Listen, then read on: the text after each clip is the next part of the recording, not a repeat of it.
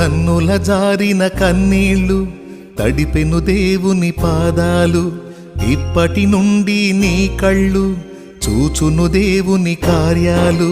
కన్నుల జారిన కన్నీళ్ళు తడిపెను దేవుని పాదాలు, ఇప్పటి నుండి నీ కళ్ళు చూచును దేవుని కార్యాలు. ఉందిలే దీవెనా ఎందుక వేదనా,